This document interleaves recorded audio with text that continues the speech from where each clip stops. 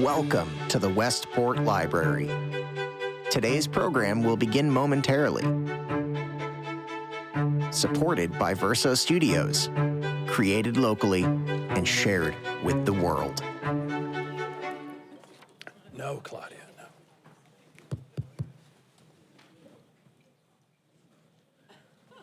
All right, ready to rock and roll. So running for office is like a job interview. And this afternoon, right here in the library, we had the formal job interview, the debate. This is the part where the interviewees go out for dinner. They get taken out to dinner, except we ask them to bring their own food. And the restaurant is a library. But there you go, that's Westport. We would have had cocktails too, but that would have been too much fun. So welcome to a very special evening. This is the first seat at the Selectman's table in Westport, and it may be the first of its kind in the country. Once again, Westport Library is in the forefront of programming that's unique, compelling, and very tasty. So the candidates for first selectman have had debates, as I mentioned. They've talked as rivals about politics and policies and programs. Tonight, we have them chatting as neighbors and fellow Westport residents. We're not here to talk about the Grobari Bridge. We are not here to talk about the 10-year capital plan. We are here to talk about themselves, their lives, their values, what makes them tick as people. They're not on stage, behind a podium. They're here pretty much at the same level as you, though we have better food. You've got cookies over there if you want them. Tonight's event is sponsored by the library's Common Ground Initiative, which encourages civil discussion, respect, and thoughtful dialogue. Special thanks go to Bill Harmer, Alex Giannini, and the entire library staff who make all these things possible.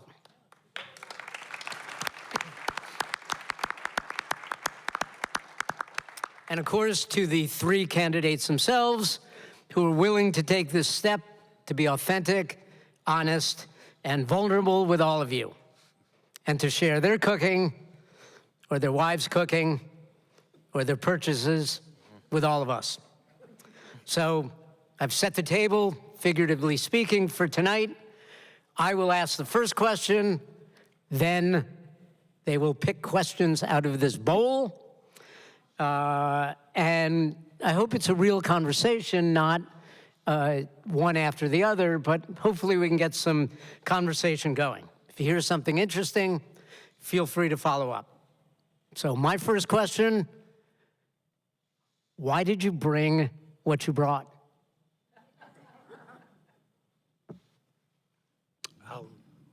I'll go. So my wife, Tony, and her family are from Italy. And when we started dating, Sundays at her mother and father's house was a real treat for me. I had never heard of this thing called eggplant parmesan. It just wasn't on my mom's menu. So when I first had it, I thought, wow, this is really good. And it has become a staple of mine and my family's. I was just always amazed going over there, going over on Sundays, and just watching, with little effort and little time, like a whole dinner sort of, put together really, really quickly.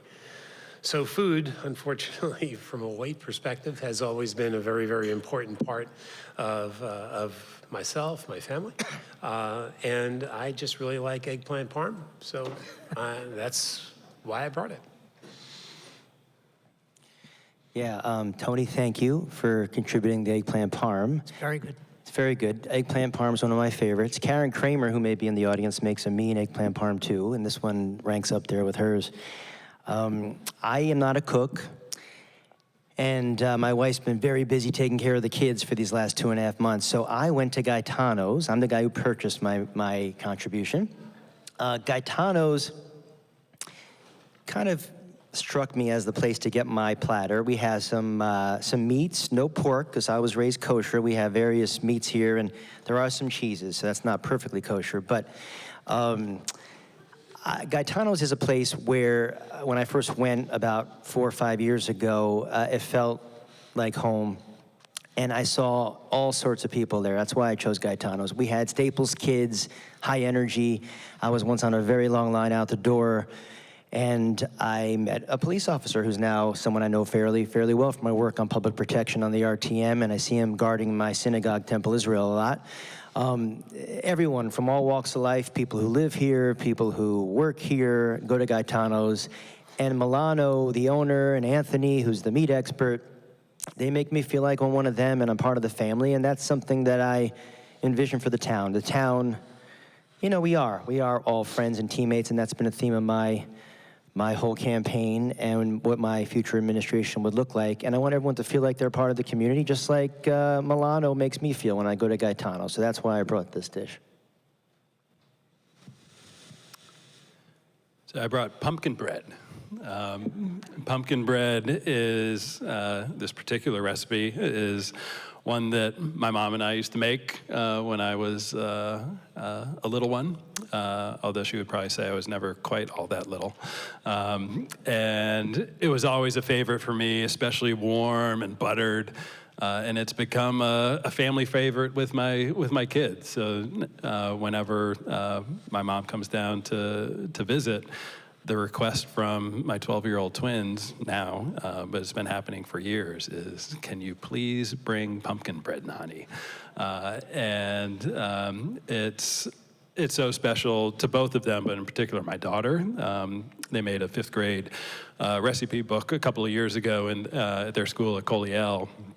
And my daughter liked it so much that she asked for the recipe from my mom and included it in the recipe book with a picture and a nice description about why my daughter loves it so much. So it's something that's very special to me, my kids, my wife Gina, who is here somewhere. Oh. Hi. And my daughter would probably be a little bit disappointed tonight. I made this last night, but she prefers it warm, like in the toaster oven, and with a nice thick layer of melted butter on top. But for tonight, I hope this will suffice for my fellow candidates and Dan. Well, thanks. Excellent. Excellent. And Tony, I haven't tasted. Where's Tony? Hi, Tony. I haven't tasted the egg parm yet. I usually don't eat at these things. I'm going to try something new tonight and eat and hope that the red sauce doesn't get on my white shirt, but I do look forward to trying. And I brought dessert from Alina's because it's the best bakery in the world. So we have questions here for candidates to pick because Don is closest to me. I will let him pick the first one, and I'm not going to ask people to speak, just jump in. Don, how have you maintained your good looks? And, oh, wait. That's not it. Of everything you've done in your life, what are you most proud of, and what are you least proud of? So, I am most proud of my family, my wife, my 3 boys. You know, with 3 sons, I didn't have a daughter.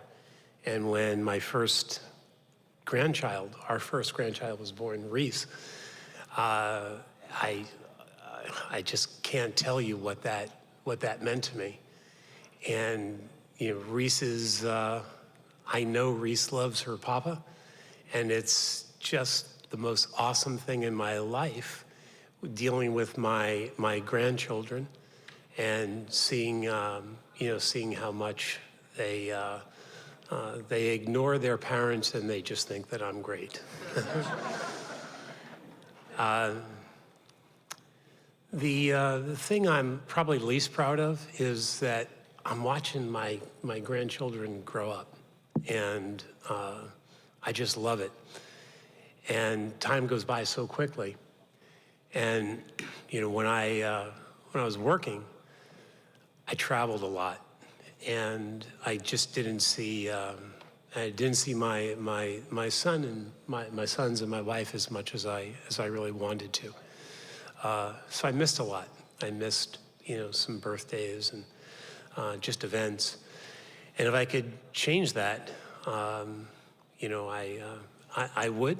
But it all worked out, and you know, I'm just very, very happy with, you know, my lot in life, and the fact that my kids call me almost every day, sometimes multiple times a day. So it all worked out. I just wish I could have been there a little bit more for Tony and for the boys as I was progressing in my career. And one of them is back in Westport, right? That's right. Yeah, lives on Hermit Lane, and it's it's really cool. Is that Reese and Rory now go to Coleytown Elementary School where their dad went, and Reese was saying the other day, you know, when I shameless plug, by the way, just advance notice, when Reese goes to Coleytown Middle School, in a couple of years, she'll be able to see Papa's plaque on the wall. So it's all good. Should we answer the same question? Yeah. Okay. It's Well, the question of Don, how Don, do you I know. maintain? I know. David, how are you? He walks 8 to 10 miles a day. I think that helps. Yeah. So you know, that's a good question. I'm most proud of. I had kids later at age 39. I have forged my own path in life. I was a banker for about a decade and had my own company, and then at age 31, I started performing music around New York City. And I guess I'm going to answer the question twofold here. One, I'm very proud that I've taken my own path. I am an independent. I'm running as an independent, and I've always created my own journey. I don't really do things maybe that are expected of me. And I guess at the same time, a little bit, I'm also least proud of that as well. I sure got a lot of guilt from my parents when I decided to drop a very lucrative finance career to be a musician. But of all the things I've done in life, and I've, as I said, worked in high finance, I've worked in the arts, I've performed. Even at age 40, I started auditioning for musical theater and did some stuff off Broadway, which I don't talk about that much. Having kids, I was 39 when I had my first daughter, my second daughter at 41, and it really put things in perspective. And I was lucky enough that I got to spend the formative years, early years of their lives with them in Brooklyn, walking, pushing the stroller around, and I like to talk, I like to meet people, it's kind of what I do, and just showing them around the neighborhood and bringing them to coffee shops and pushing them around was such a highlight for me, and playing with them, going to play groups. And now that I'm here, I guess in Westport, we've been doing the same thing. I coach soccer, just seeing them grow, the little advancements, how they, just how they start thinking, and they teach me all the time. As an older dad, I just cherish every single bit of it. Now, I guess, I'm running for an office that would prevent me from possibly seeing them ever again. And so I guess I'm not that proud of that I made this choice. I have not seen them really that much except for a quick kiss on the head for the last 2.5 months. And my wife, I want to thank her, she's not here because she's with them, has been doing everything. So without her, I would not be able to do this. So people in Brooklyn push their kids in strollers? The ones that I knew, yeah. That's the other thing about living in Westport. I used to walk 5 to 10 miles a day, and some of you may not recognize me from 2 years ago. One of the downsides of Westport, really the only downside, is that I put on like 40 pounds or so the first few years I lived here. It's a confluence of a lot of different things, being almost 50, having kids who eat pizza and chicken fingers, and not wanting to waste food. But I've got that all under control in the last 1.5 years, and I don't push the stroller anymore, so that was a big, big challenge, but I figured it out, so. I miss the days of pushing our double stroller around in New York City, single file, not the double wide, because otherwise we wouldn't be able to get into our apartment or kind of anywhere else. I start with what I'm least proud of. Yeah, I think as Don read the question, probably least proud of not really taking enough of an opportunity to, appreciate where we are, me and Gina and our family, and taking the time to really reflect on our collective lives and my life, because so focused on in this moment and what's next. So a little bit of a lesson learned with that question. So whoever submitted it, thank you. And I guess what I'm most proud of, I think about where we are now as a family. We chose Westport, moved here a little over 7 years ago, just before our twins started kindergarten, and it's one of the best decisions that we've ever made. I think about one moment for my daughter, who is in a challenging situation and loves music, and she it was fourth grade. She was getting ready to choose an instrument, but she didn't want to pick an instrument or do orchestra because she was already fast forwarding to the year-end concert and being on stage in front of a ton of people. So we, that summer, that August, we spoke to a music teacher and gave him a heads up, and he said, don't worry about it. I will meet her wherever she is on any given day, and it'll be okay. And fast forward, a few months, and she is incredibly confident with her instrument, and so confident that her and her friends decided to form a band, including her twin brother. This is fourth grade, and she was a co-lead singer. And they decided to perform in the CES showcase, the year-end talent show. And it was, in terms of proud decisions,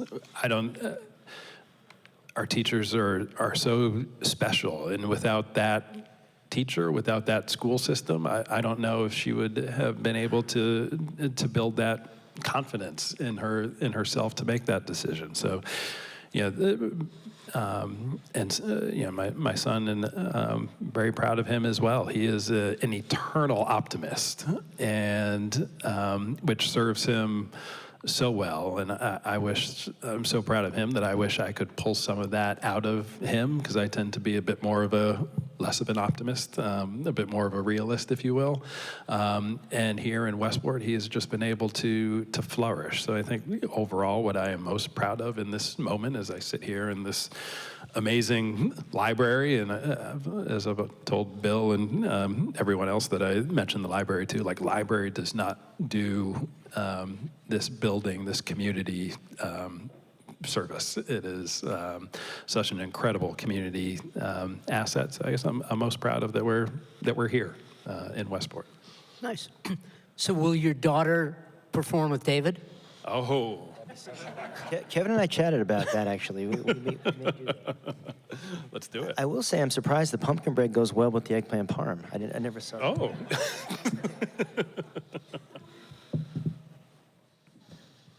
And Tony, the eggplant parm is delicious. I've had some bites.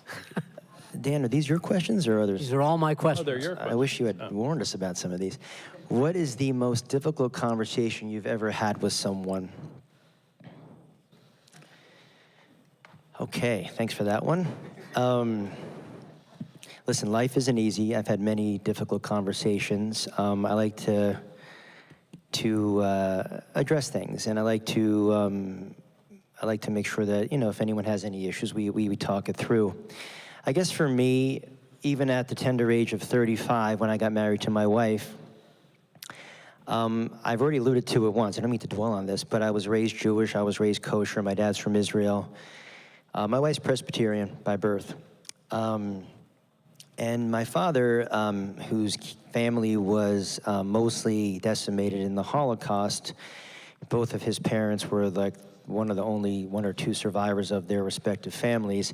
Being Jewish and keeping up traditions is paramount. And my parents always said, it doesn't matter if you find a nice girl, that's all that matters. But I guess once I found her, she was Presbyterian. And I loved her, and she was the best girl I'd ever met, and we were a perfect match. So then, things are just, you're clicking your heels, and life is perfect. And then I have to basically, my dad wants her to convert to Judaism. So that was a difficult conversation. I had to explore my reasoning for it as well. And despite being age 35 at the time, it was still something that was uncomfortable. And my wife, being the amazing person that she is, heard me out. And it was emotional because I respect who she is, and she's who she is because of where she comes from. And I wanted to make sure we didn't belittle or undervalue her background. She did agree to convert to Judaism for us, and I guess there's some Jewish guilt I have about that, but we make it work, and I am so grateful to her, and my dad is happy, and it was not an easy conversation, but here we are in Westport, so.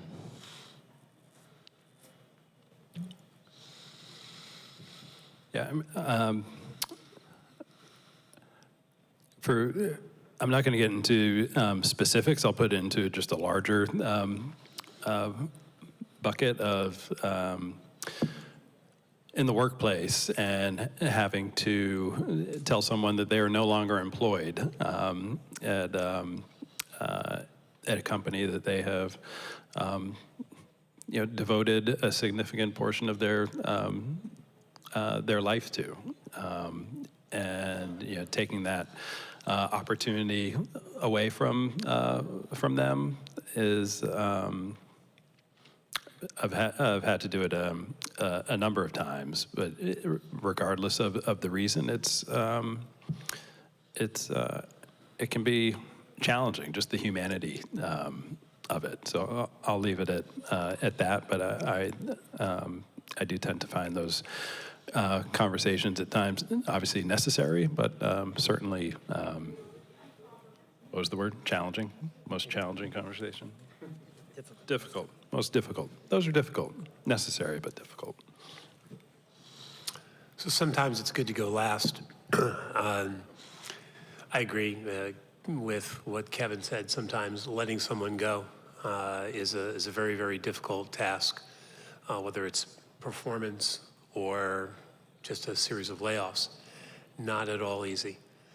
But you do it with compassion, and you definitely are not looking forward to it from the night before or up to and including the time that you're having that conversation.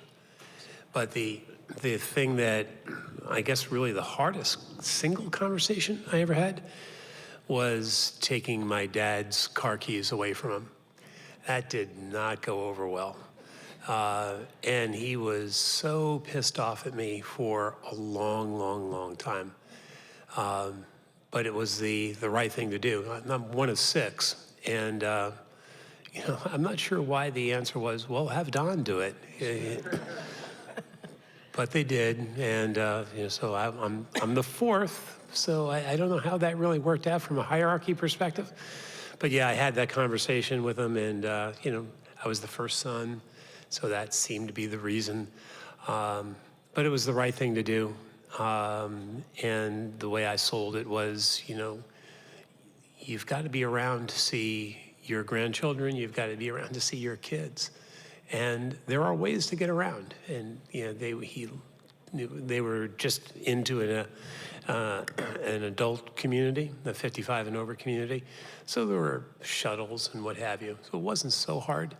But taking away his independence and taking away his ability to get up and get around, taking away his identity. He was always going places. That was a really, really hard thing to do. And, I think back on doing it, and I just looked at how sad he was before he was pissed. And that's something I'll always remember.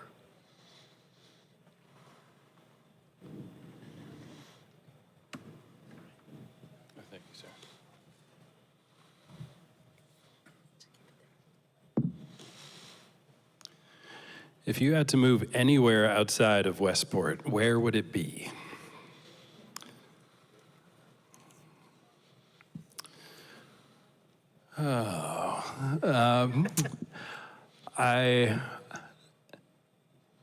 If I had to, I don't want to. I love it here. I have no intention of leaving. We loved our time in New York City as a family. The apartment was unfortunately shrinking around us on the Upper West Side as my kids were approaching 5 years old. But so many amazing memories of our kids growing up. I remember scooting down the Hudson River and on the west side down to 20 or so blocks to their gymnastics gym, and playing around on the soccer field with them at Riverside, and taking them to Central Park. So many amazing memories that I love. So if I had to choose somewhere, I would choose a much larger apartment in New York City. I got to agree with you. Tony and I were always saying, "Oh, before we have kids, let's live in Manhattan, because that would really be cool." And we looked at a couple of different places, and it just never worked out. And then the kids were here, and we just wanted to stay in our apartment and then a house. But yeah, moving and living in Manhattan would be something that, if I didn't live in Westport, because who doesn't love Westport? I would never leave Westport. But if we're playing the parlor game of where would it be, it would be someplace in Manhattan, because it's endless things to do, no matter what time of day. So yeah, Manhattan. I grew up in Manhattan from 6th grade, and it is a wonderful place. I rarely ever leave Westport. My family and I love it so much. And I don't need to go back to New York if I don't have to. But I guess if I were to live anywhere else, it would be France. I've always had an affinity for France. I studied there when I was in college. I have a real appreciation for French food, French cheese. This is Italian cheese, but French cheese and French music. I have a secret love of French rap. And I used to love looking at the words of French songs, and I would learn French and slang, argot, that way. I do speak some French. I used to be pretty fluent, and I love my kids to get a chance to go there one day. I was fortunate enough as a banker to work in Europe and travel and study in college in France, and my 2 girls have not left the country yet, so I do feel pretty guilty about that one too, a lot of guilt going around. But France would be a place I'd love to bring my kids so they could see all the beautiful landscapes and experience the croissants. My girls love croissants. And it just feels like a place that I've always felt very comfortable. I even went to soccer camp there once for training for my high school soccer team. So I live in France. You teed it up. Give us a French rap. Oh no, cowboy dang do bang bang do flang. No, it's a MC Solar is this incredible guy. He's a guy from Senegal who was a lawyer, and I can't fully appreciate his use of slang, what they call argot in French. But if you really are French and you listen to his words, it's supposed to be the most brilliant thing. So I attempted to appreciate it, but he's got some incredible songs. And then he led me to other French singers like Serge Gainsbourg, because he sampled some of the greats. But I recommend MC Solar as a starting point for French rap. That wasn't my best rapping. I'm not really a rapper, but. How you been? Take another. So were you with a particular soccer club or camp? What? No, a few guys from my soccer team got chosen to train there. Thanks for the question. That's very nice. This is how it's supposed to work, right? Yeah, this is great. That was a really nice move right there. A few guys on my team trained there, and I'd like to think we got better, learning some of the French techniques. We know how to, at the time I knew how to say assist and goal in French. I may still if I can dig deep, but it was a pretty cool experience to be in a camp with mostly French-speaking French kids and then bring it back to our team in New York City. Did they look down on you as an American? You know what? At the time, no.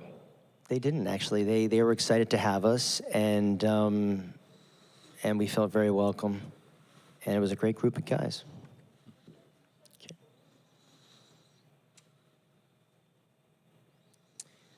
Westport has many places everyone loves. Longshore, Campo, the library. What's your hidden gem that may not pop into everyone's mind? There's so many. My family on Friday afternoons after school, when the weather permits, like in the fall or spring, we like to go to Bering Hill Beach and walk along the beach and walk along the pier or jetty, whatever you call that extends out if it allows us to. Living in New York City, growing up there, my sampling of a beach was getting out to Jones Beach, 45 minutes away. Robert Moses, if we were really daring, like an hour away. And I need my mom to drive me there. The fact that we live in a town with 3 beaches and a public beach, it's just, I will never not appreciate that. In Brooklyn, when we're going back to the stroller days, I used to walk from Park Slope to Red Hook, and there was one little tiny swath of kind of semi-beach that was by a public park, and I thought that was cool. But in here we have real beaches, and the fact that my kids get to grow up with the access to beaches and the Long Island Sound is something that we don't take for granted.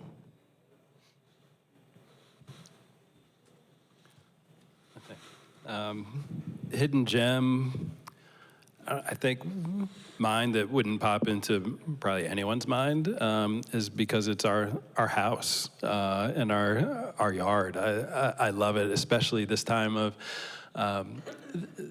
year. We're in the Coleytown area, and when in fall, when the leaves start to come down, we have just this amazing view of the sunsets. And I am not home at all to see them this fall, unfortunately.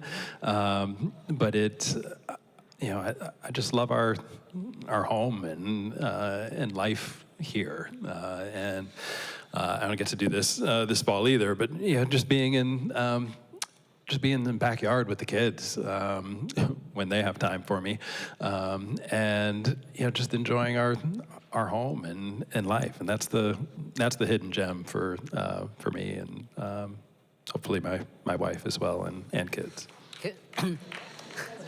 Kevin, the view from the Selectman's office is very nice. There's some very nice trees there.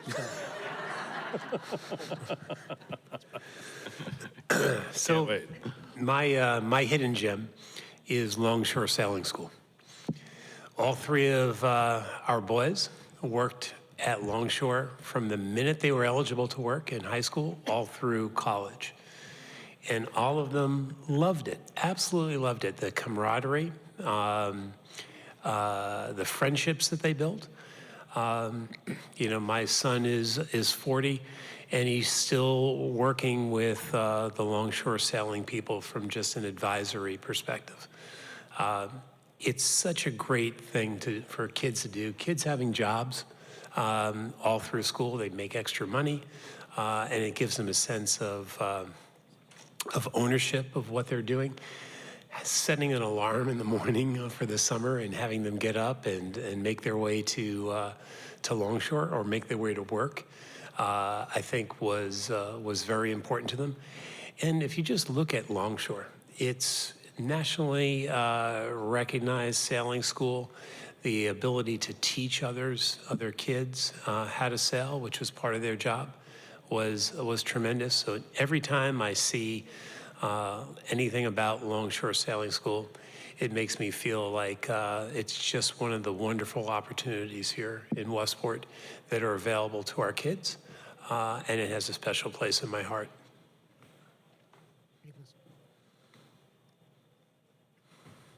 Go for it.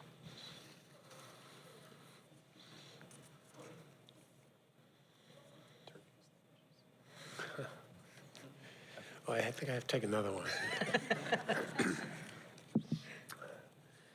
What are we skipping? It's what is the most difficult or significant moral decision you have ever faced? So I've talked about this, at some debates, and it's a professional issue. One of my last jobs at City, I was responsible for letting the Department of Justice know how well City was complying with a consent order for mortgage-backed securities. It's way too inside baseball, but that was my gig. That's what I had to do. Every quarter, we had to look at results and report on those results, and I had to sign it. It was my attestation every quarter to the DOJ. So there was a failure, and we needed to have another quarter to resolve it. And I'm looking at the data during that quarter where it had to be fixed, and it didn't get fixed. So my moral dilemma was, do I, just report that, directionally things were better? Or do I stick to my guns, and do I hold my signature on the form as reflective of my own integrity? It would have been a lot easier. People wouldn't have gotten in trouble. People may not have lost their jobs if I had just said, okay, it's close enough, but it wasn't. So I reported it as I saw it, and there were some consequences. But it would have been a lot easier to just find a way to make it work. It just wasn't the right thing to do.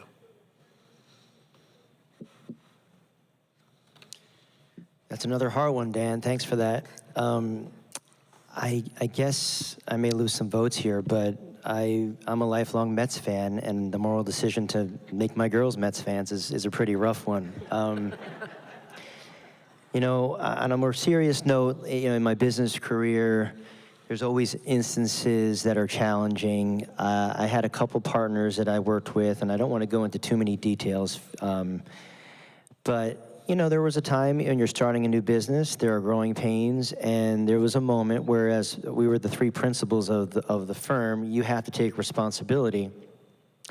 And we weren't always perfect. We may have made a mistake along the way, and one of my partners kind of threw our employees under the bus, and that was a really hard, and blamed them for our bad decision. And in that moment on our, at the time, trading floor, I had to decide if I was going to stick up for the employees, or because I just didn't like what I saw, or behind closed doors have a discussion with my partner. It was so not to my liking, and I could see how our employees were so shocked, and we needed our employees. In that moment, I made the choice to defend my employees. And I felt stronger for it. My employees stayed, and my partner and I hashed it out later. But it was a difficult choice in the moment, and it kind of happened in the moment, but I don't regret it. But I think if you're the leader of a company or of a town, you have to take responsibility if something goes wrong. And so that's how I acted, and it was a tough decision in the moment, but I'm happy that that's where I chose to go. I'm going to keep it a little light, as I was planning to go down the path that David started to go down with the sports loyalty. So just as a backdrop, my grandmother was such a massive Red Sox fan that after my grandfather had passed away and she moved from Connecticut, from New London, to the Albany area to move in with my uncle, she made him get DirecTV so that she could watch every single Red Sox game that was on TV. So that's kind of the backdrop of what I grew up in. My father's side of the family is also from Connecticut and in Hartford. So I had no choice from a Boston sports loyalty perspective, and it worked out well with my kids, which is very different from me growing up as a Patriots fan, for example, in many tough years as a child. My kids had the pleasure, their first birthday, Father's Day. My wife dressed them up in Patriots and Tom Brady jerseys, there were so many Super Bowls when they were young, and then my son, when the Patriots started to tank a little bit, started to express interest in other teams. He enjoys following winners, and he decided to, and we gave him the room to stop being a Patriots fan and become a Chiefs fan. And it was oh, who was that? I think you got a vote, Kevin. That was good. Didn't think it was going to work out that way.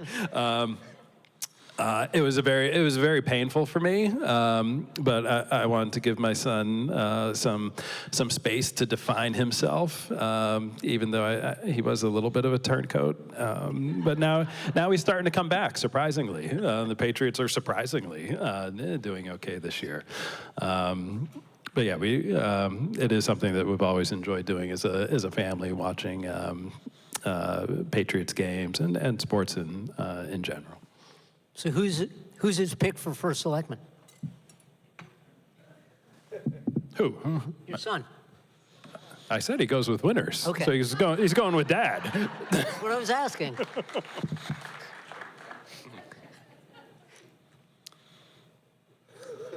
Who in Westport, in politics or not, do you admire most? Not for what they accomplish, but for how they carry themselves.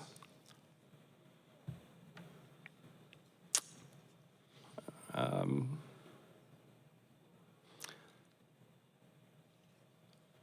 going to go with my wife, Gina. When we moved to Westport, you map the commute out on paper into the city, and it seems doable, workable, and livable. And then you actually live through it, and it's just much different. So she felt like she was literally living two separate lives. She had her life, her commute and day life, work life in the city, and the life at home was almost non-existent. She would get home in the kids' younger days. The kids would often be in bed by the time she got home, taking the jitney home, or the previous iteration of Wheels to You, and it was just really, really hard for her. And yet, through COVID, it was a silver lining of COVID that she was home, and decided to try to find a better opportunity for her to make Westport feel like an even better home for her. So she switched jobs, got a much better work life, kind of. That's not really true. I was going to say she had a better work-life balance, but she still works all the time. Yet, I admire her because she still found ways to integrate herself into the Westport community. Now somehow, in addition to her amazing job, she's second-year PTA president at Coley Middle, so literally running the show for the PTA. And thank you for some applause. She's on other organizations in town and their boards, and she does it. She does it all, and without her support, she's doing so much to make this campaign exist, to free up my time. And we have a massive team supporting us in terms of friends and drivers and carpools and stuff. But I most admire her for doing what's best for her and our family, and finding a way to integrate incredibly well into the community, despite a pretty intense job and career. So, thanks, babe.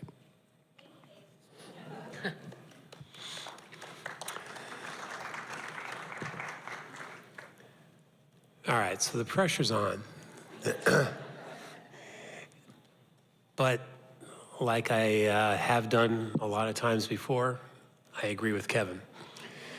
Kevin's wife is, no, just. No, Tony has always supported me in a, kind of somewhat enthusiastic way. Like, why are you doing this? You're never home. You're, when you get home, you go down, you're on the computer, you're just doing all this stuff. You retired. Why don't you enjoy your retirement? Why are you continuing to do all this stuff? So when I was saying, I may run for first selectman, I was thinking I was just going to get the evil eye, and she just wasn't going to support it at all. And the exact opposite is true. She's been at almost every event. She's been 100% supportive, and I would absolutely, positively not be able to do it without her support and her encouragement. In times when there's a lot of things that are kind of nasty and just way over the line that are written about just all of us, and it's just it's very disappointing, but you can't let it bother you. Sometimes it does, though, and then Tony will just say, just ignore it. It's really okay.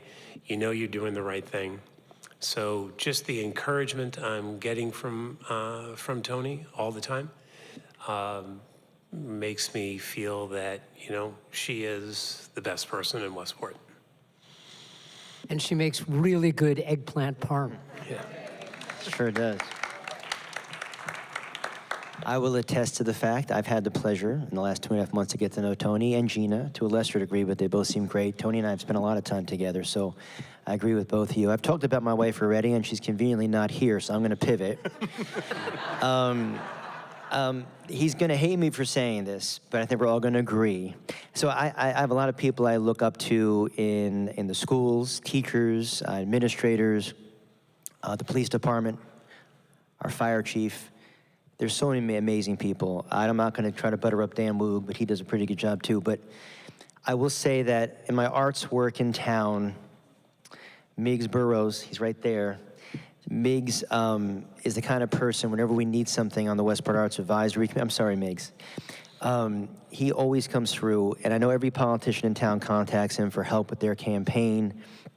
When we need something on the Westport Arts Advisory, he comes through. He's moderated many a panel discussion up here. I've seen many a discussion. My kids love it when they walk through the tunnel downtown and see his lenticular art. I told them that my kids were at the diner and saw his lenticular art on the wall. And within a couple days, we were at a studio, and he was showing them how he makes his lenticular art. He's just an all-around great guy who really just wants to help everybody. And I learned so much about the history of Westport with him, hanging out with him, and the history of the arts. And as someone who really wants to make sure everyone in this town appreciates the arts and how we got here, he's been a huge source of information for me. And I just, he's everywhere, and I do admire him. And I apologize, Miggs.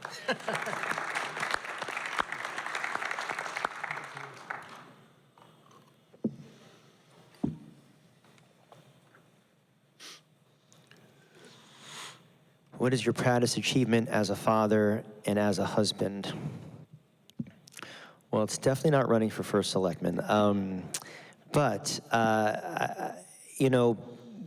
the fact that I was able to be there for my kids over the first 9 years of their lives and spend a lot of time with them is so important to me. My dad is an amazing guy, a really good person, but I never really saw him as a kid.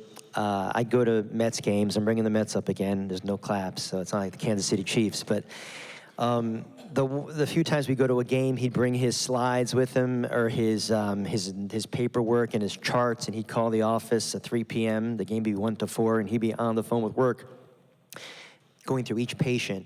I admire my dad. My dad is a very incredible person. But I think he regrets it too. We didn't have a lot of time together growing up. So I guess I overcompensated and have given a lot of time to my kids. And even if my time might start getting very limited with them, I will always be very appreciative that I was able to be with them during the first 7 to 9 years of both of their respective lives.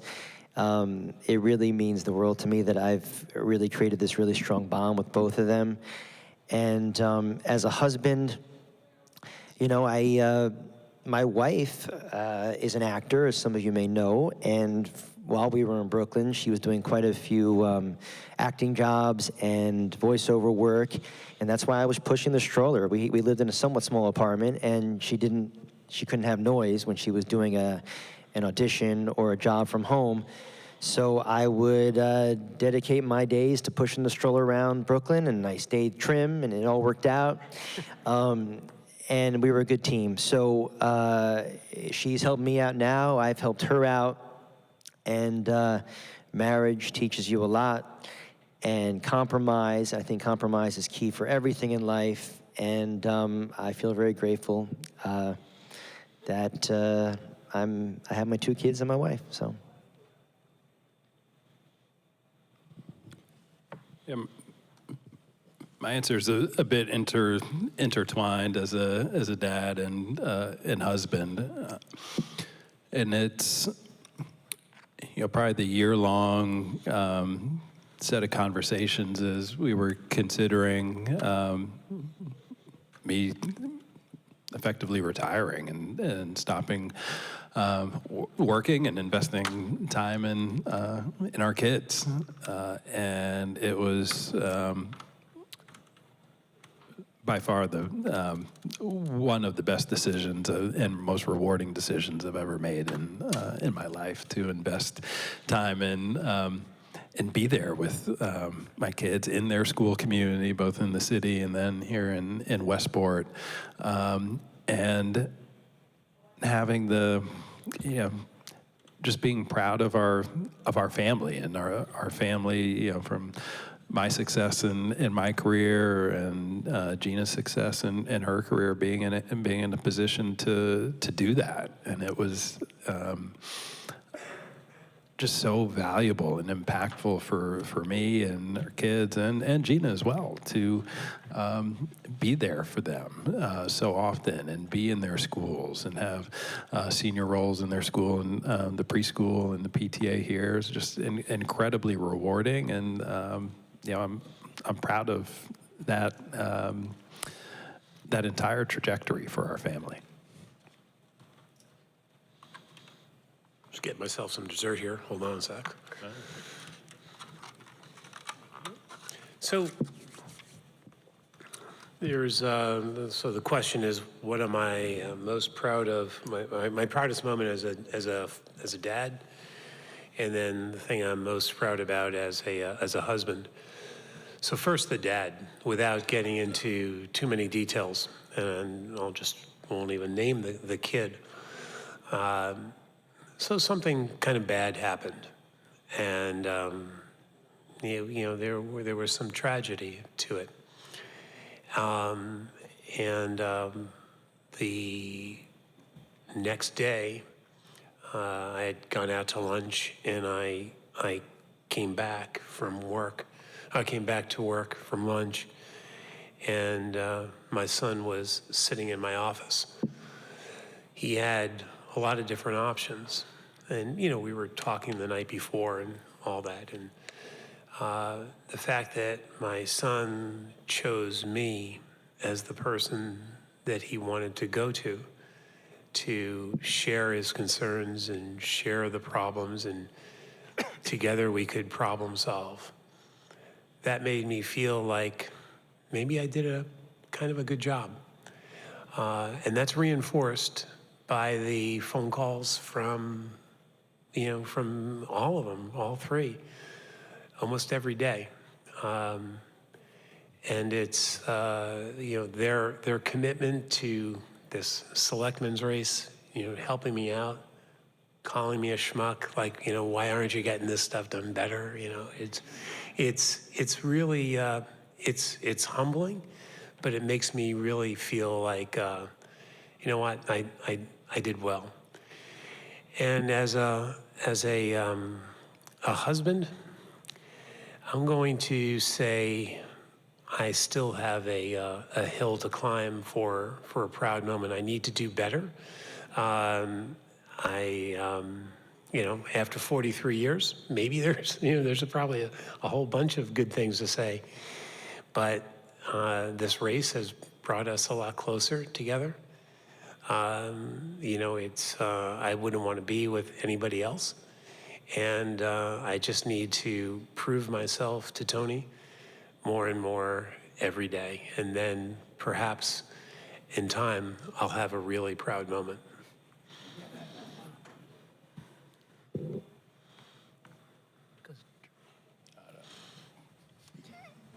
You're on the hot seat.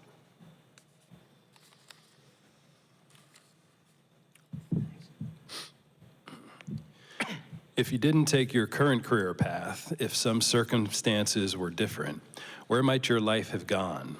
What other careers did you consider? Would your life be very different today?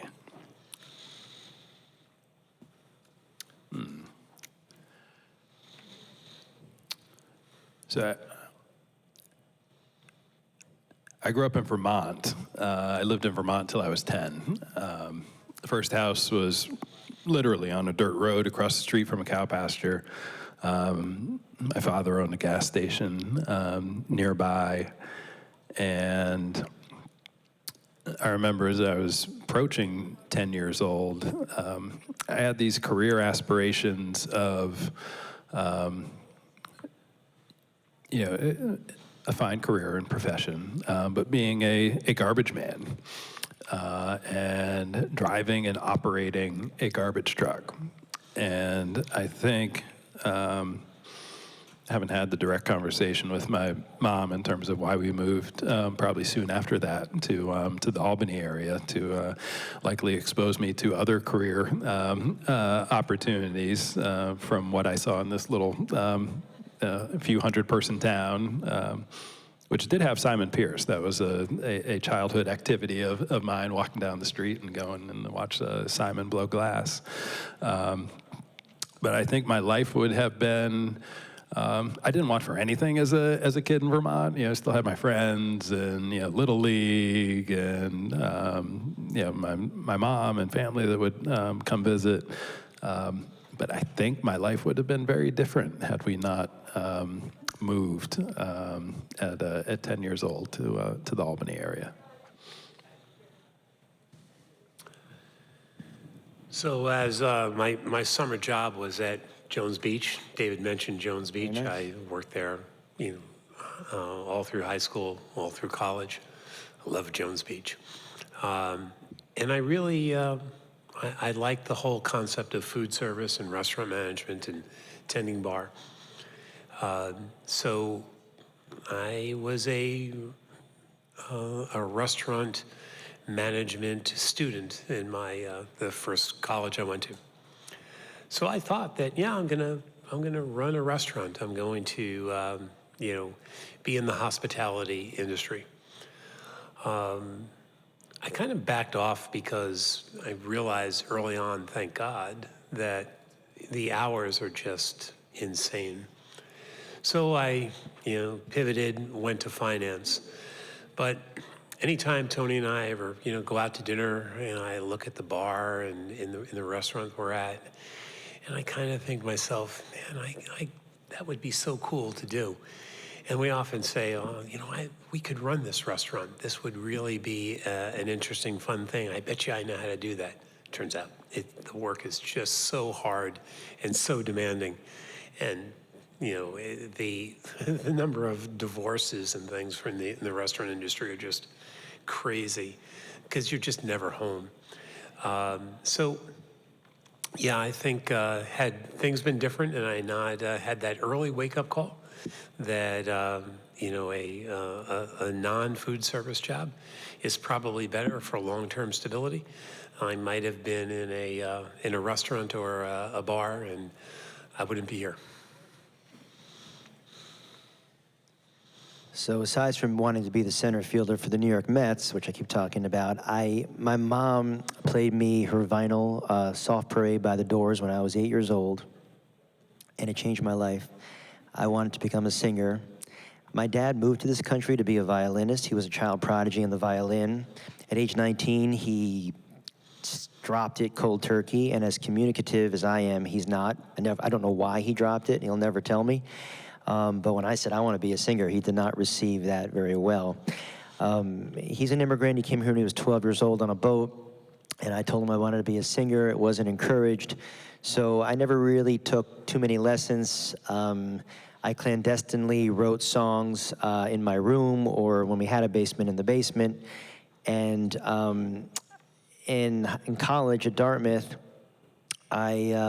I was lucky enough to get to Paul Schaefer through someone that I knew to help me find a producer, and Paul Schaefer liked what he heard with my songs and ended up making a demo for me with the band from the David Letterman show, and I thought I was going to be a star. And he encouraged me to play music downtown in New York at age 22 after I graduated, and my dad was not going to have any of it. In fact, when I graduated, went to Quechee, Vermont. Where were you? In Quechee? Simon Pierce? Yeah, I was born in Mary Hitchcock Hospital at Dartmouth. Incredible. Yeah, Dartmouth. I remember going to the after party for graduation in Quechee, very upset. Happening. Yeah. See that? And I was very upset because I really wanted to go perform in New York, as my dad had, as Paul Schaefer recommended. I mean, I thought this was it. And he said, no. I didn't send you these great schools that I could barely afford, and you didn't go to Dartmouth and graduate magna cum laude to be a singer. You're going to get a job. So I called myself a reluctant financier, and I guess I was pretty good at it. And I always thought I would maybe leave once I saved enough money and pursue music, but I don't regret it. Ultimately, I'm grateful for the path that I have. I always wondered for a while, had I pursued music at the tender age of 22 and maybe had been encouraged to do so as a youth, who knows what could have happened, because I didn't start my singing career until I was in my 30s. And by then you're over the hill. I look pretty young. I'm almost 50. I know we've talked about this. A lot of people think I'm young, but I'm almost 50. And even then I look pretty young, so I got away with it. But once you're 31 in the music world, you're not considered a prospect anymore. So I do sometimes look back and wonder if I had a different journey in life and an encouraging dad, who knows what could have happened. But at the same time, I'm so grateful to be here. I'm so grateful that I lived in the finance world, lived in the art world. I'm in the perfect place, Westport. I had the kids that I've always wanted, my wife. And so, I know things are going right when I don't think about that anymore. I haven't really articulated that sentiment, but for a while there in my early finance days, that was always on my mind, like what could have been. But I haven't really talked about that until now. So things are probably looking up. So Don could have crossed paths with you at Jones I Booth. may have bought a grilled cheese or a push-up pop from him or something. Who knows? You could have crossed paths with Kevin in Quechee, Yeah, we're all brothers here. This is Small world. where Westport meets the world. I've heard that tagline.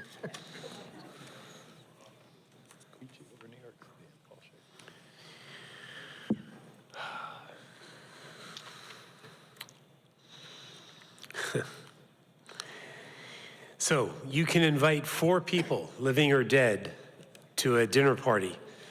Who would they be? Man, this is often in the Times. I see this very often.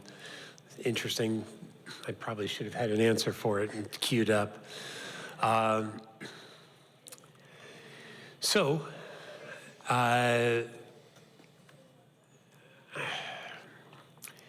Robert Kennedy is, kind of my personal hero. Not the kid, the dad.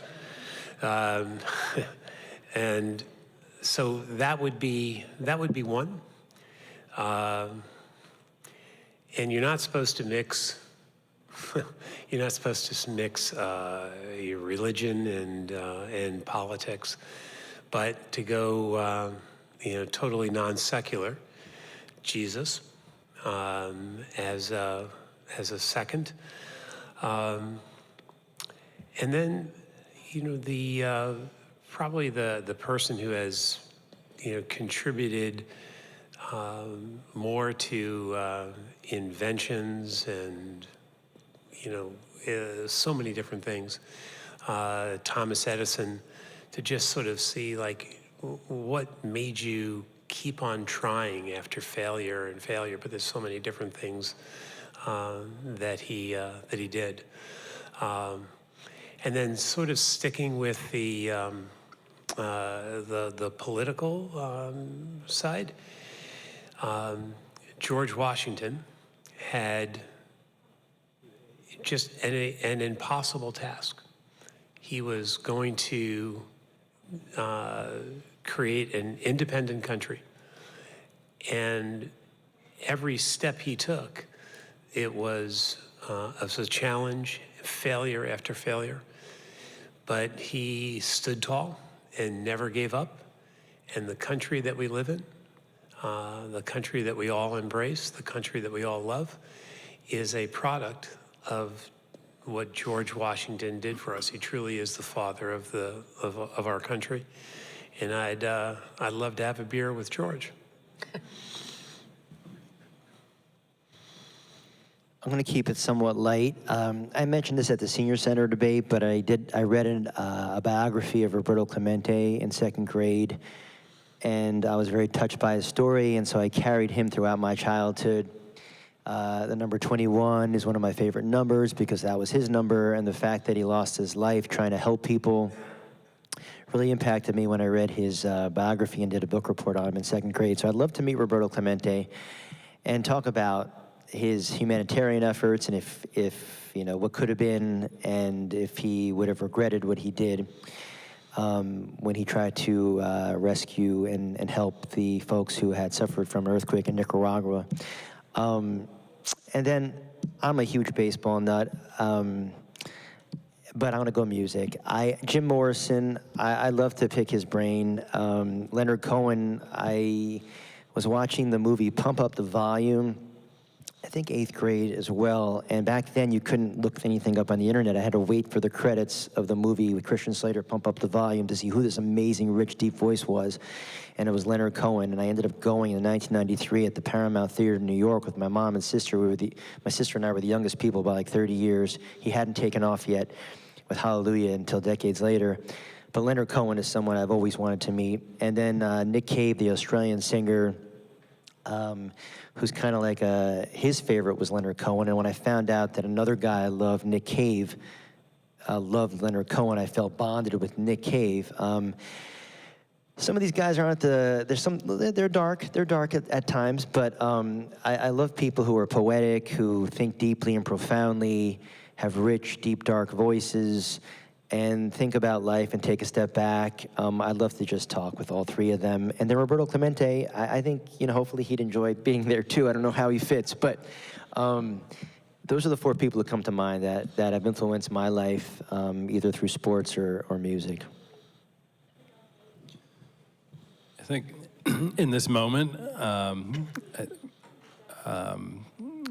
someone who is no longer living, who passed away at the end of September, and his services were this past Monday. Someone who was incredibly influential in my life, a mentor professionally, who quickly became more like my father, and I wish that I could invite him back to dinner with my wife and my two kids. Those are the four people.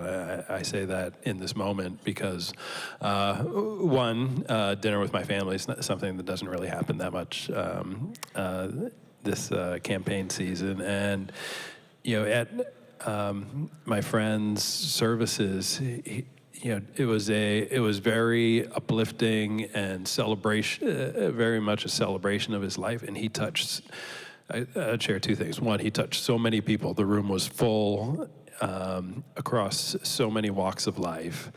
And as people were sharing stories about him, I was just hearing so much about him that I saw in me, and it was just and I told my other mentor, who is his wife, that like I am not I am by no means him, but I was just blown away that I didn't realize how much of him was in me, and to have more moments with him, and for him to just be with my family. That's why I would pick those 4 people.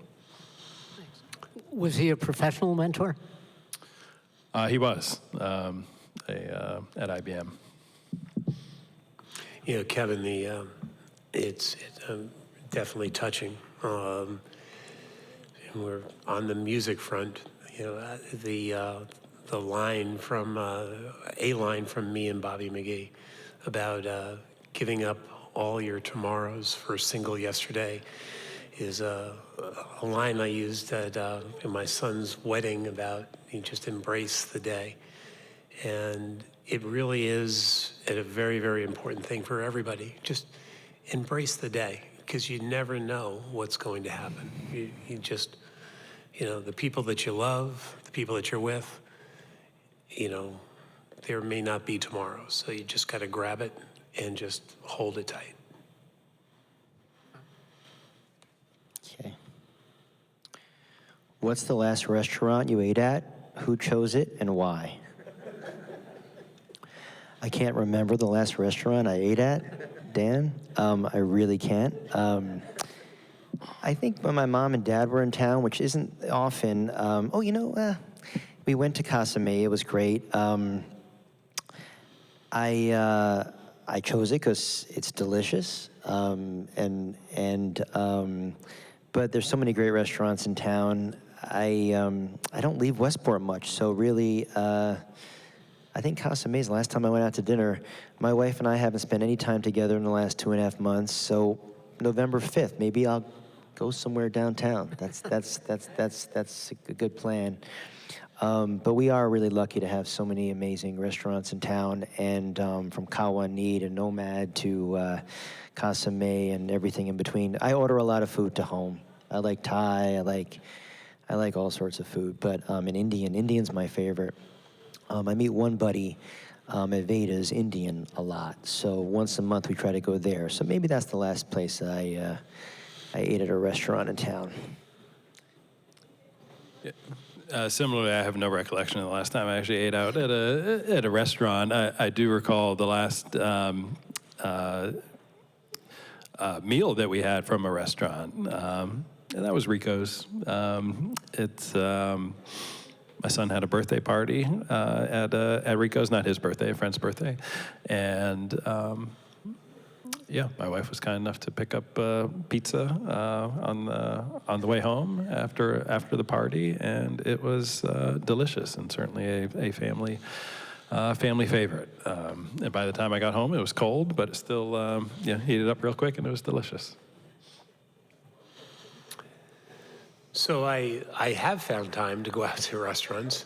Sunday, I went to Pink Sumo. Tony and I went, and it's one of the few places in town you can get Sapporo on tap.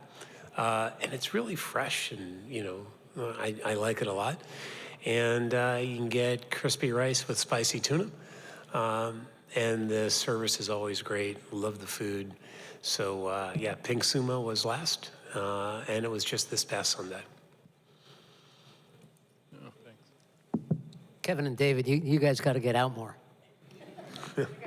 Thank you. Yes. Thank you for the reminder. What kind of discussion did you have with your family before you finalized your decision to run? Were there any arguments against running? The kind of discussion, it was supportive. I knew that the most important supporter to have would be my spouse. So it was a very candid conversation about what campaign life would be, and when we win, what it would look like from a full-time job perspective, and both would be and are very much 24/7. And honestly, I think my wife may have been more supportive or excited about the idea from the beginning than I was, because I was. I tend to be pretty deliberate and analytical, and really like to do the work before I ultimately make a decision. And the two fundamental questions for me are, one, is my family going to be supportive? And the answer was yes. Gina was excited, the kids were excited, and now it's even more real for them. When I ran for Board of Ed, they were 8 at the time, so they got it. But now they have a much greater appreciation for local politics and elections and campaigns and in general, and they were excited about the idea. The kind of discussion was incredibly supportive, and making sure that we were all aligned with the reality of what campaigning is, and campaigning in Westport. It's a lot more than just posting lawn signs all around town. But it's been great, and the family continues to be incredibly supportive. So can't thank Gina and the kids enough. So Donnie, my oldest, was all in from the get-go. He was like, you want to do this. You've always talked about politics. We go to New Hampshire every 4 years to see every candidate and go up front and chat with them and have our pictures taken with them and ask questions. And it's sort of, something that the family has just embraced, for forever. So Donnie was all in. Tom thought it was a pretty good idea, but he was thinking, are you sure you want to commit to the work? I said, yeah, I think I can do it. I think it'll be fine. Mike, my youngest, was a hard no for a while. It was just don't. Why? You worked so hard. You're 68 years old. Why do you want to, be first selectman? It's a huge job. But I talked to him again and again and again, and then he became all in. And he's my social media director, so he's definitely all in. Tony, on the other hand, I came back from when this started being discussed. It was born at the Black Duck, and I came back as I go to the Black Duck, and Tony doesn't. And I said, you know what people are talking about? And she just shook her head and said, I don't think that's really a good idea. I don't think that's going to work. And then the next Friday night at the Duck, I came back. I said, they're still talking about it. They're still talking about it. So I won her over. And as I said earlier in the evening, no one has been more supportive, and no one has been had my back more. Although she does get pissed off at some of the stuff that's written. So I'm okay, but pissing off an Italian may not be the thing that you want to do. Yeah, this was a complicated conversation. My wife sees how invigorated I am by this town. When I ran for RTM, it was a 7-person race, so I had to knock on 700 doors to get elected, and I left my phone number with all of those homes. And for the last 2 years, I don't do it for fanfare. People don't see it, but I respond to requests all the time.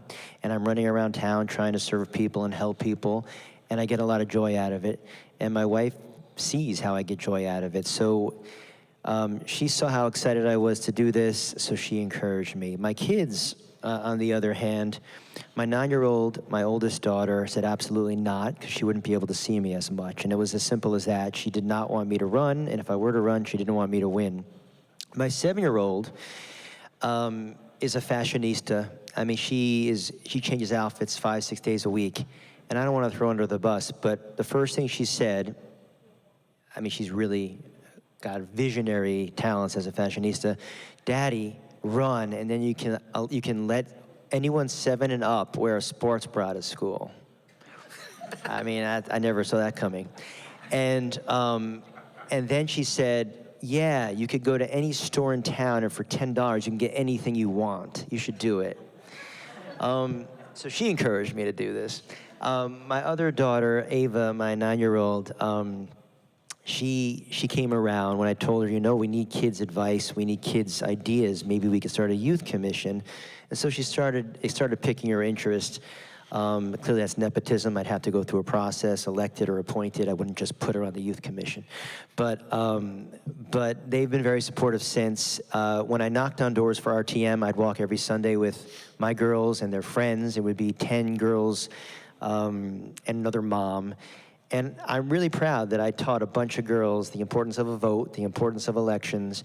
They've helped me with my campaign 2 years ago. They're helping me now with this campaign. They also helped with a state rep campaign last year. And the fact that I have a whole group of young girls in this town, ages 2nd, 3rd, and 4th grade, understanding the value of a vote and what elections are like is pretty awesome. We got there, but it wasn't easy, but we got there. Time for 2 more. Don?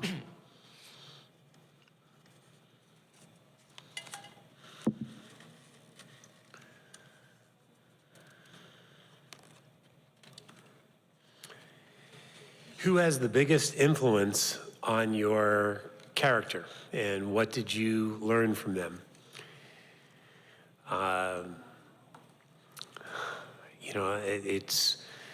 I could go back to when I was just, a little kid and say, my dad,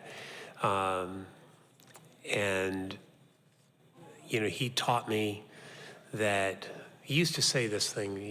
He'd see somebody that was misbehaving, and his comment was, no class. And he taught me how to have dignity and respect. And, he shaped me into the person I am today. And this is a guy that, never finished high school, raised 6 kids, struggled, dealt with all sorts of challenges. Never really, he had a job most of the time, but sometimes he was out of work. And it taught me that as long as you love your family, as long as you do your best to provide for them, and as long as you set an example about, just morals and doing the right thing, you're going to be okay because people are going to respect you. So it's funny, every time I see somebody that's just way, way out of line, in the back of my head, I hear my dad saying, no class. So that, I think, has shaped me, my whole life. And, his motto used to be, it's going to be okay. Don't worry, it's going to be okay. And that's what I've tried to tell my kids.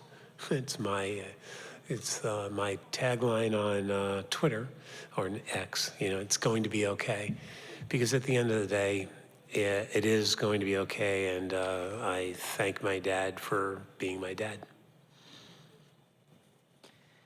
I would definitely give credit to my mother. As I said earlier, my dad and I didn't spend much time together, but my mom met my dad at 19, got married at 21, had me at 24, and looking back, how she was able to do such a great job at 24, I'm barely doing a great job when I was 39 and had kids. But my mom always stressed manners, being polite, raising your hand, not shouting out, and being respectful. And I lived in Southern Virginia in the early to mid 80s. And I went to a school where you had to tuck your shirt in, say, yes, ma'am, yes, sir. And they gave 2 awards out every year to each grade. It was about 100 kids in each grade. So the chances of getting an award was very slim. There was a reading award for the best reader, and then the citizenship award for the best citizen. And in 3rd grade, I got the citizenship award. It's one of my proudest moments in my life. And in 5th grade, I got it again. So 2 of my 5 years. And my mom could not have been prouder. I do think respect is so important. Everyone, no matter what walk of life you come from, everyone deserves respect. And I've approached my life that way. And I'm just so grateful for everyone in my life. And we all share this world. And Don said it earlier beautifully. I mean, we don't know. We don't know what's going to happen tomorrow. I mean, that's exactly right. We don't know why we're even here. But we can treat each other with dignity and respect. And I can tell you, these 2 fine gentlemen have approached this. Some of the stuff outside of the 3 of us has been pretty vitriolic, and Don mentioned it earlier. But as long as we approach town government and each other with respect, I think we will continue to have a bright future here in Westport. Yeah, for me, it was my mom. She largely raised me, and it was never a question of not doing the right thing. That's something that she always instilled in me, and she was a teacher, so there's a certain element of kindness and respect and doing the right thing that was built into her and her personality. But she certainly bestowed the importance of that on me, and it has. Those times together in Quechee and in upstate New York, our time together was truly impactful, and just stressing the importance of treating others the way that you want to be treated. And I always thank her for that. Great. Last question. I get the last question. I saw you looking for one. What is 1 or 2 qualities in your opponents that you really admire?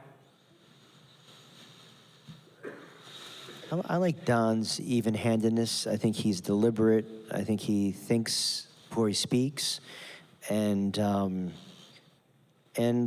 I respect that, Don. I think you really give things thought before you speak. So that's something I noticed about you, and you're a good guy. And Kevin, I've known you. You're a really great guy, and you're always very cordial. And you're a great listener. You listen to people, and I admire that in you. I really do. And I look forward to a future with both of you. Should we serve together? That'd be ideal. That means that I win. But either way, I look forward to future dinners, future conversations. We could do this again for posterity in a year.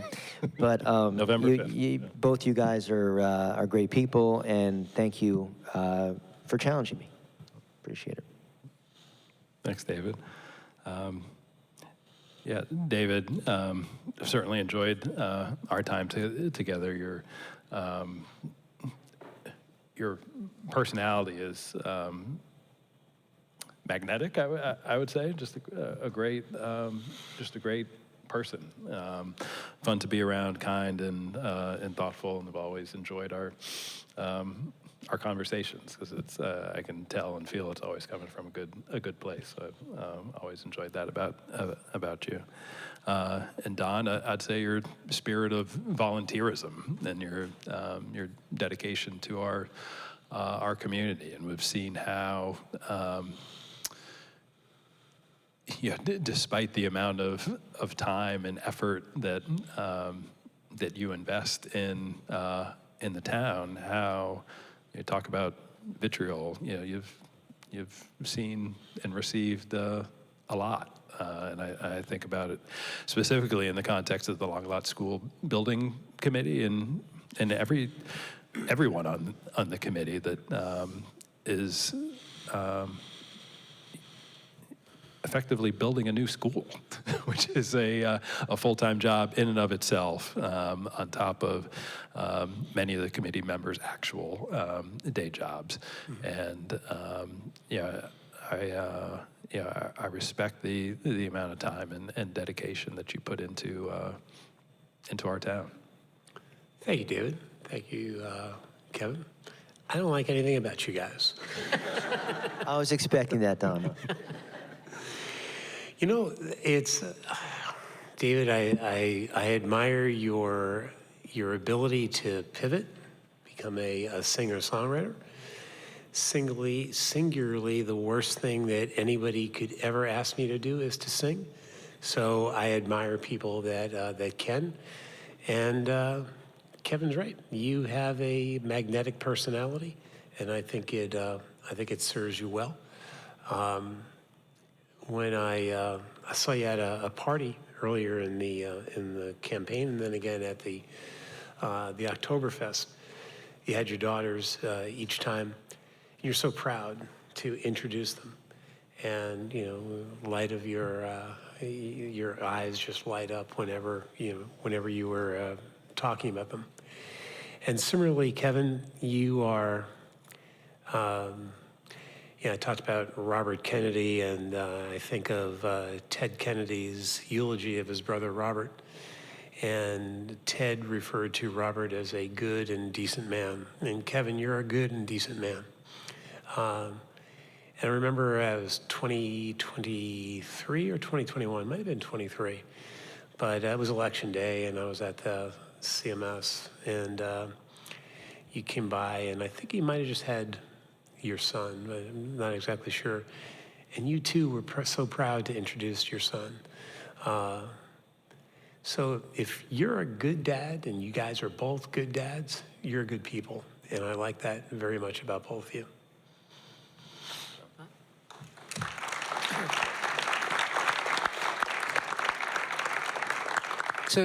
So we got our candidates out of their comfort zone, out of the kitchen, into the library. And how about a big hand once again for the 3 candidates.